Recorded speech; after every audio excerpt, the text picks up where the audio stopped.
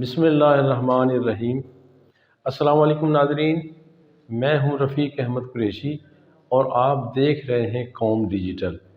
ناظرین، جیسا کہ آپ کے علم میں ہے کہ اس وقت ملک میں مختلف مسائل ہیں اور مختلف محکموں میں ان کی کارکردگی کے حوالے سے بارہا سوالات اٹھائے جاتے ہیں، بات کی جاتی ہے۔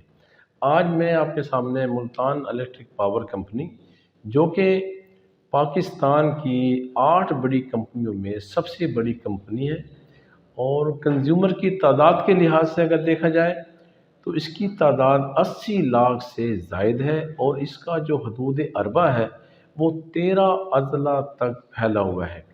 تو ظاہر ہے جو کمپنی بڑی ہے اس کمپنی کے مسائل بھی بڑے ہوں گے، لہٰذا ان مسائل کے حوالے سے آج ہم بات کریں گے۔ لیکن میں کچھ باتیں آپ کو پہلے اس کے ان مسائل کی طرف توجہ دلانا چاہوں گا۔ ایک تو سب سے بڑا اہم مسئلہ اس کا سٹاف کی کمی ہے، لا لاسز ہیں، چوری ہے اور پھر ناجائز جرمانے ہیں۔ لیکن ہم اس پر بات بعد میں کریں گے، لیکن ہم آپ کو یہ بتانا چاہتے ہیں کہ اس وقت میپکو ایک ایسے بحران سے دوچار ہے کہ جس کے ازالے کے لیے جو متعلقہ شعبہ جات ہیں وہ اپنی کارکردگی نہیں دکھا رہے اور مسائل روز بہ روز بڑھتے ہی جا رہے ہیں۔ آپ دیکھیں کہ 10 سال سے میپکو کے اندر جو میٹیریل کی کمی کا بحران ہے وہ اپنے شد و مد کے ساتھ جاری ہے۔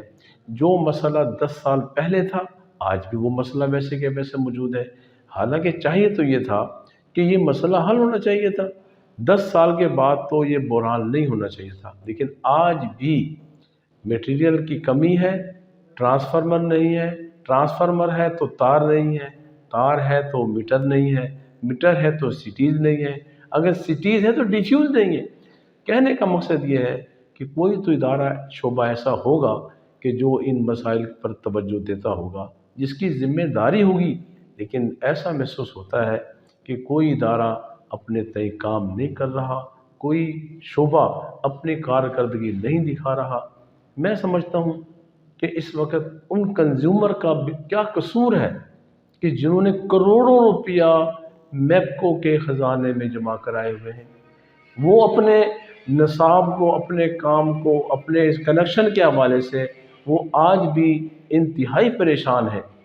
آج وہ پیسے ادا کرنے کے باوجود، ڈیمانڈ نوٹس کی ادائیگی کرنے کے باوجود آج بھی ان کے کنیکشن 2 3 مہینے، اور جو ڈومیسٹک بالخصوص جو میٹرز ہیں وہ 4 5 ماہ بعد بھی نہیں لگائے جا رہے۔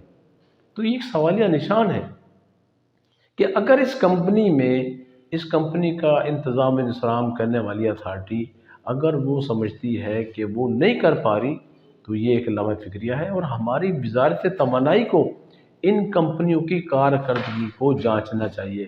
آج ہم کر کیا رہے ہیں؟ ہم یہ کرتے ہیں کہ ریکوری، چوری، لائن لاسز، لیکن جن سے انہوں نے ریکوری کرنی ہے، جن کو انہوں نے بجلی فراہم کرنی ہے، میں جاننا چاہتا ہوں کہ آخر کون لوگ ہیں وہ کہ جو صارف دوست کلچر کو تباہ کرنے پر تلے ہوئے ہیں۔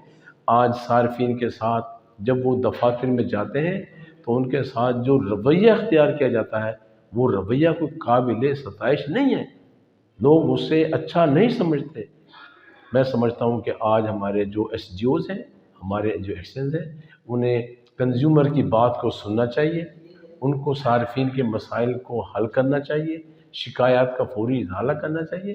لیکن اب ایسا نہیں ہے، بہت ساری چیزیں ہیں جو ماضی میں ہوا کرتی تھیں آج وہ نہیں ہو رہی۔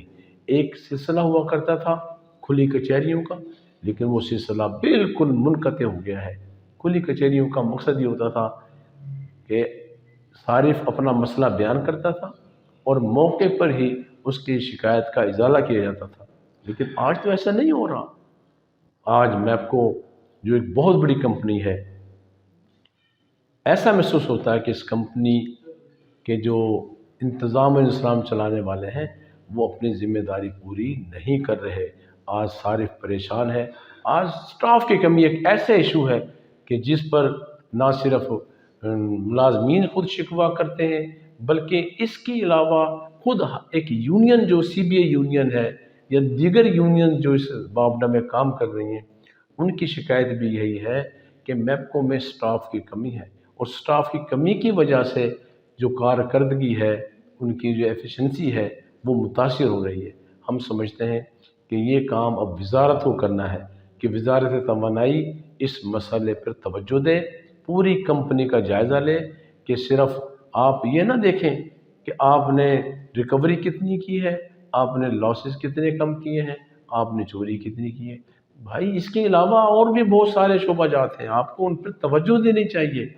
انشاءاللہ ہم آئندہ کسی نئی سٹوری کے ساتھ، نئے مسئلے کے ساتھ آپ کے سامنے حاضر ہوں گے۔ اس وقت تک کے لیے اجازت دیجیے، والسلام، بہت شکریہ۔ اگر آپ ہمارے اس چینل کے اوپر نئے ہیں تو قوم ڈیجیٹل کو سبسکرائب کیجئے۔ فیس بک پر آپ ہمیں فالو کر سکتے ہیں۔ اس کے علاوہ آپ ہماری ویب سائٹ وزٹ کیجئے www.dailycom.com۔